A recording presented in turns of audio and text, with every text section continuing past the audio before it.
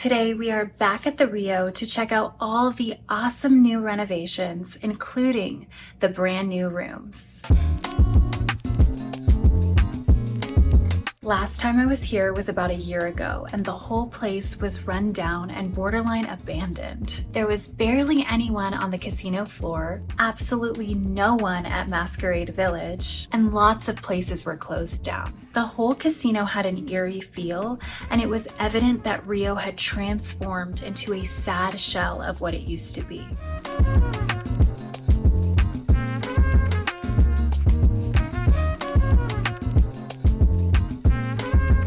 The Rio has an interesting history that ties into the way Las Vegas is constantly changing and updating itself. It opened on January 15th, 1990 and stood out because it wasn't built to just be another tourist hotel on the Las Vegas Strip.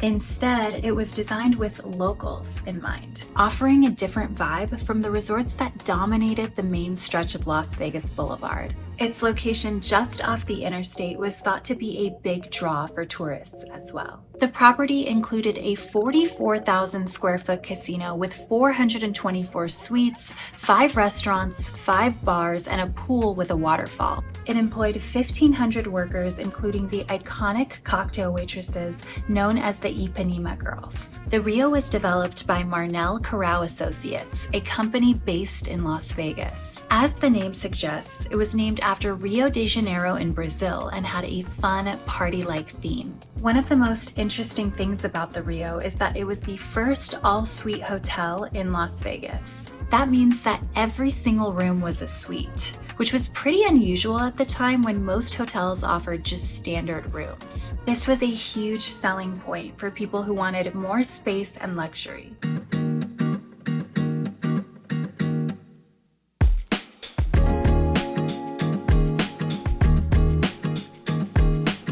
It had bright colors and a carnival theme, meant to give guests a fun, tropical, vacation-like feel. Throughout the 90s, the Rio grew quickly, adding more rooms, restaurants, and gaming areas. In 1997, they built a new tower to handle even more guests. The Rio also became famous for its Carnival World Buffet, which was one of the top buffets in Las Vegas.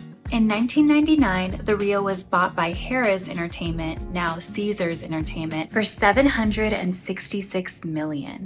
In 2005, the hotel became the new home for the World Series of Poker, one of the biggest poker tournaments in the world. For over 15 years, the Rio was the center of the poker universe, with the main event of the World Series of Poker being filmed there and broadcast on ESPN. This gave the hotel a big reputation in the poker world.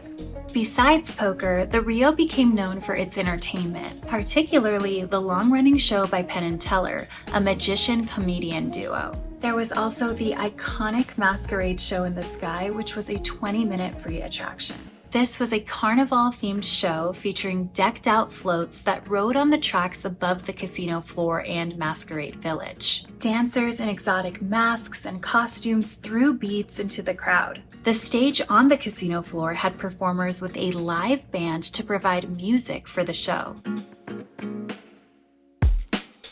Like a lot of places in Las Vegas, the Rio has had some tough times, especially after the 2008 financial crisis. It struggled with lower room bookings and lost some of its spark as newer mega resorts opened on the Strip. Caesars Entertainment, which owned the Rio, started focusing on its bigger properties closer to the Strip, and the Rio didn't get as much attention or investment. For a long time, there were rumors about what would happen to Rio, whether it would be sold, torn down, or turned into something different. In 2019, the hotel was sold to Dreamscape Companies, a real estate group, for $516 million. As a part of the deal, Caesars would run the hotel for a few more years. Then, the new owners announced plans to renovate and refresh the Rio to give it new life. A lot of those renovations have taken place, and that's where we stand today. So far, they've opened brand new establishments, reopened old ones, and the hotel itself is shining brighter than ever. Some of these standout new concepts include a brand new dining experience where the old Carnival World buffet once was, called the Canteen Food Hall, home to several vastly different eateries. They have a brand new tavern and grill called Luckily. There's a new casino bar called Lapa Lounge inspired by Rio de Janeiro's Lapa district. And the wine cellar, which was closed for quite some time, has reopened. Okay, let's check out the brand new room renovations. This is where you walk in, and as you can see, everything has been redone. It's very fresh and clean in here. I've been hanging out in here for a while, that's why the pillows and stuff are messed up. But we're on the 3rd floor, which I don't mind because sometimes you get more of an immersive view when you're on a lower floor. And we have a view of Gold Coast and the Palms. I love how they doubled down with the theming in this room. I just think it's cute.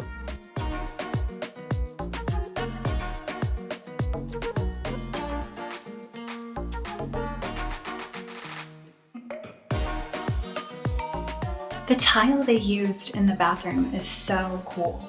And they have Nest products. Have you guys ever tried a Nest candle? They smell so good. They sell them at the little gift shop right next to the conservatory. I guess we'll find out if their soap smells as good as their candles.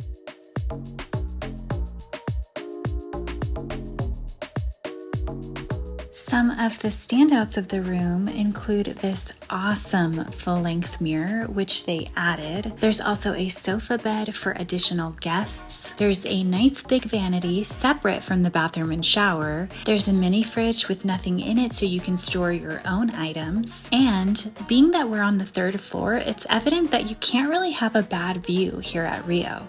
This was the total we paid for the room. By the way, if it hasn't been made clear already, we pay for everything in our videos out of pocket. I've never been comped for anything, and I'm just bringing this up because I got a weird comment saying I was sponsored in some way, and that's simply not true. I'm just a Vegas nerd that loves to explore the city and do staycations and basically keep up with all the news here. I mean, I live on the Strip full time. I think you have to be absolutely in love with this place to be able to do that. The things I do in my videos are things I'd be doing regardless of making a video or not. It just so happens I have fun sharing my experiences as well. I also think it's difficult for creators to be fully transparent when what they're presenting was given to them for free. It's very inauthentic, and I need you guys to know I'm separate from that. I know the world feels very transactional right now, but you can rest assured that you're only getting honesty here on this channel. I'm not one of these corny people trying to sell you something. YouTube isn't my job. For me, it's just for fun, and every opinion is my own. Last time I was here, the pool area was unbelievable. I didn't even get a chance to experience it. I mean, there were lounge chairs floating in the pool. Hopefully, that's not the case this time.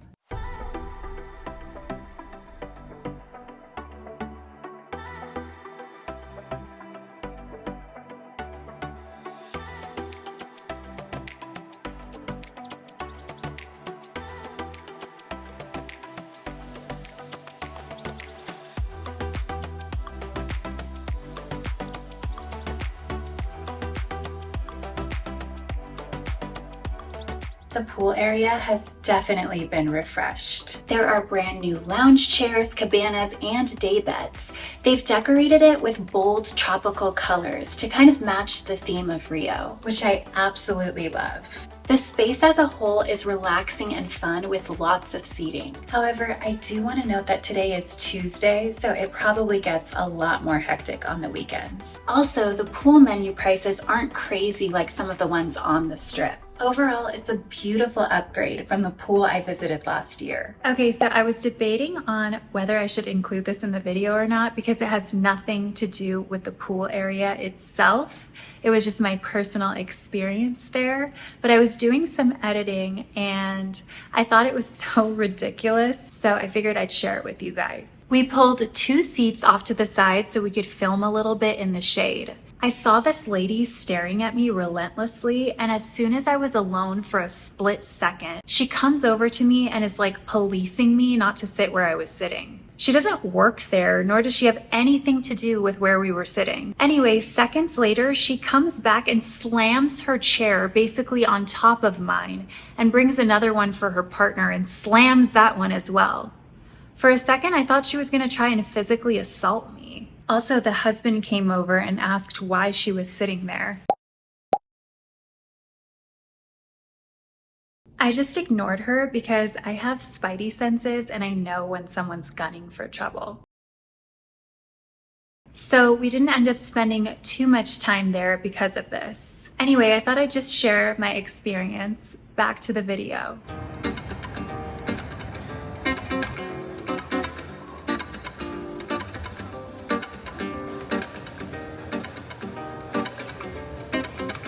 Okay, we just got to Lapa Lounge and it's so cute. There are monkeys hanging off the ceiling and everything is brand new.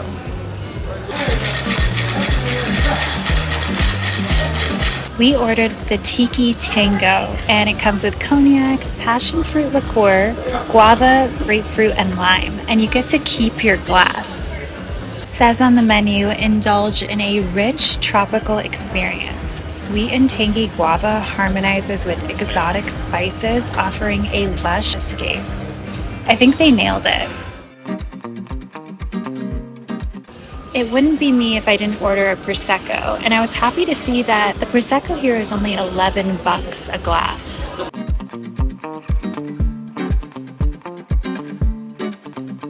I get the sense that with the new ownership of Rio, the plans on revitalizing this place back to its heyday are in full force, even though it's happening in phases while it's still open and operational. I think that's very commendable, considering how much we've lost in the past year, namely Tropicana and Mirage.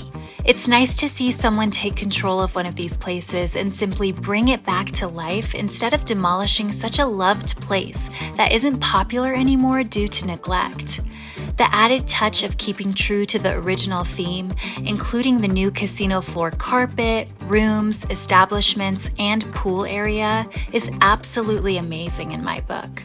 That said, they need to continue to work out the kinks. A lot of shops are still closed, not very many people are in other parts of the property besides the main casino floor, and it seems like the whole place still has a long way to go. We could hear lots of construction taking place above our room. I'm talking hammering and banging. I wondered if it was messing with our room because as it was happening, one of our lights would flicker incessantly. Also, something unacceptable was the fact that they don't answer the phone. I tried calling the front desk at different hours of the day to see if we can switch rooms due to the noise, and they just never answered. I think it's going to take a bit of time for Rio to make a full comeback, but I really do hope they're successful at it. Thanks so much for watching, and until next time, bye!